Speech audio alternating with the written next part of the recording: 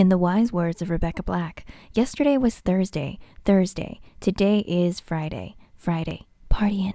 We, so excited, so excited. We gonna have a ball today. Tomorrow is Saturday, and Sunday comes after words. My name is Leanna, I am your conductor. Hop aboard my train of thought. The song Friday came out when I was in middle school. I think Friday is akin to middle school in a certain way. Let me explain. Of course, middle school is not even remotely worthy of being compared to the best day of the work week. Frankly, I think middle school is quite a Monday. But for the sake of this example, bear with me and let's say middle school is Friday. Because if it is, then that means high school is Saturday and college is Sunday. I've talked before about how much pressure I felt to go to college, like there was literally no other option for me. College came after high school. It was as sure as Sunday comes after Saturday. Therefore, I don't see the song Friday as merely a fun song by a 13-year-old girl about the days of the week, but in fact, a metaphor for the pressures placed on first-generation students raised in immigrant families to pursue higher education.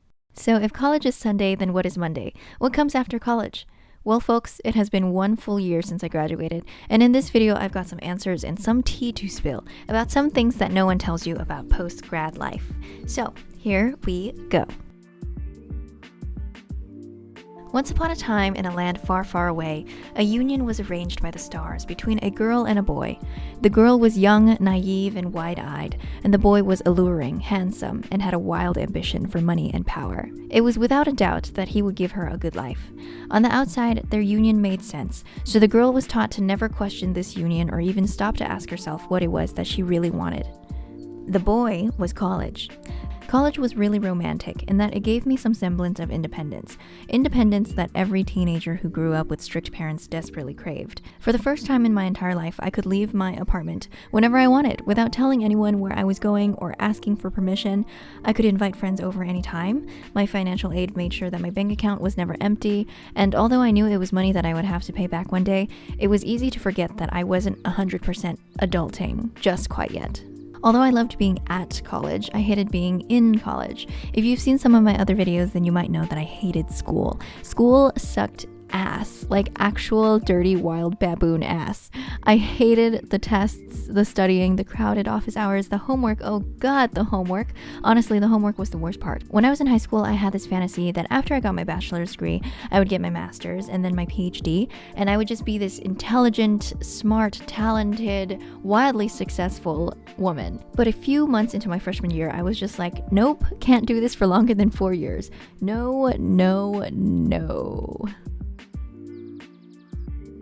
When I was in my 4th year, I should have been excited to graduate, and I was, but that excitement was shrouded in an air of, holy shit, what the hell am I gonna do with my life? I wanted a job, but it was in the middle of a pandemic and it was really rough out there.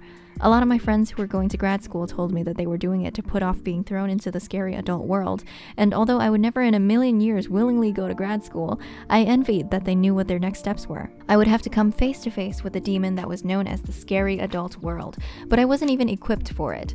My future in my mind was just completely blank, and that scared me a lot.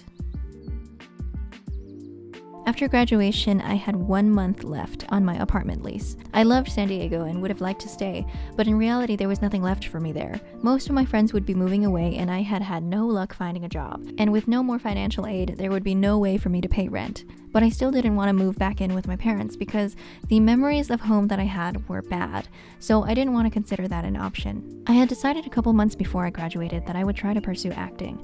It had always been something in the back of my mind, but nothing that I dared to entertain just because of its lack of stability, but I figured, hey, you only live once, life is too short to not go for what you want. And I realized that I had spent all my life doing what other people wanted me to do. Studying hard in high school so I could get into college, doing all these extracurriculars so I could get into college, going to college to study engineering. And I didn't want to be stuck doing something that didn't truly make me happy. And I knew pursuing acting was hard, disappointing, risky, maybe even stupid, and I didn't know what was going to happen, but it was just one of those things that I owed it to myself to at least try. I wouldn't be able to forgive myself if I didn't give it a try. So that meant I had to move to LA. So I scrambled to find a job, submitting a bunch of applications every single day. But the job market wasn't in my favor and I wasn't able to find anything. My apartment lease ended, and still determined to not move home, I moved in with my aunt in LA in the hopes that that would buy me some time to submit job apps, get a job, and then move into my own place. But with LA being a COVID hotspot, it was just the wrong time for everything. Not only that, I missed my boyfriend and my friends, who were mostly in NorCal. 1 week into living at my aunt's house, I decided I would move back home at the end of August. After Sunday comes Monday, everybody's favorite day of the week. I heard this quote, "You don't hate Mondays, you just hate your life." And that makes sense, because why else would you hate Mondays if it weren't for what you have to do on Mondays? Monday is when the dreaminess of the weekend comes to an abrupt end, and the reality of your life settles in. It's like being rudely awakened from a sweet dream. I had been wearing these rose-colored glasses about what I wanted my life after college to be, what it could be, especially without the pandemic, and moving back home shattered those lenses. Because I was now going to be home for an indefinite amount of time, I was no longer motivated to apply for jobs by the fear of having to move home, because I had already moved home. So I stopped applying because I felt hopeless, and all there was for me to do every day was find a way to pass the time. I continued doing YouTube and my podcast, submitted self-tape auditions, and started selling press-on nails, and that got me through most days. Honestly, even though it wasn't what I wanted, I was actually lucky to have moving home be an option at all, because a lot of people don't have that. I recognized that, but at the same time, I wasn't happy. And because we were still in the middle of a pandemic, I couldn't go out and hang out with my friends to distract myself.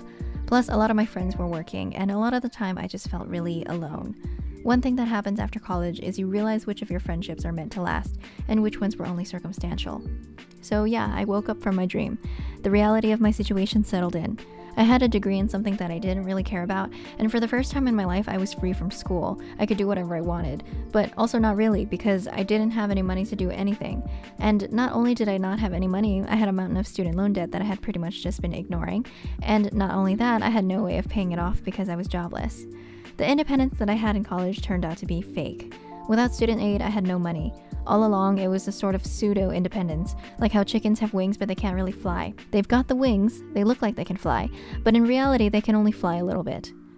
I wasn't truly independent, because if I was, then I would have been able to get my own place after graduation. I was talking to a friend who also had to move back home with her parents, and she described it as reverting back into a 12-year-old, and I felt that was accurate. And as somebody who really valued their independence, even though it wasn't true independence, I had a hard time letting go of it. So I spent a good amount of time wallowing, which is embarrassing to admit, but yeah, I was wallowing. In December, I posted on YouTube every single day of the month, and that kept me pretty busy. It felt like I had purpose again, and I came out of that month and into 2021 feeling re-energized and freshly motivated. I continued to make videos, record my podcast, and sell press-on nails, and submit auditions, and I decided I would be okay doing this for a while. As soon as I decided that, I got a job offer. I hadn't been applying, but it was recruitment season, and companies were thirsty, and I mean thirsty, for fresh college grads. You always hear about job hunting and how hard the job market is, but on the other end of that, companies are applicant hunting also. Nobody told me recruitment season was a thing, but apparently it's a thing. So for those of you who might have just graduated and are struggling to find a job right now, trust me, it's a thing. After Monday comes Tuesday, and Tuesday is always a little easier than Monday, in that Monday is like when the plane lands after a smooth flight. It's bumpy and rough, and Tuesday is like when it's rolling down the runway to the gate. A little smoother, a little less scary. Monday is like, ugh, this is what I'm doing? And Tuesday is like, okay, this is what I'm doing. I saw a post on the internet where it was like, shift your mindset from, I can't believe I have to do this, to, I can't believe I get to do this. I feel like I'm very much in a Tuesday state of mind right now. I feel extremely lucky that I now have a way to pay off my debt and a steady stream of income so that I can save up for the future that I want. And even though this is far from what I expected or wanted initially, my life right now is pretty good. No, I'm not where I want to be yet, but I can say with confidence that I'm on my way, and I'm closer than I've ever been before. This past year has really forced me to learn the lesson that things take time, and just because they take time doesn't mean they're not happening. I wish I could tell myself from 1 year ago that everything would be okay after all. The year after college is a hard one, and that's why I'm making this video, because I'm hoping that I can tell at least one fresh college grad out there who is freaking out about their future and falling into the depressing, rejection-filled process of the post-grad job hunt, that it is going to be okay.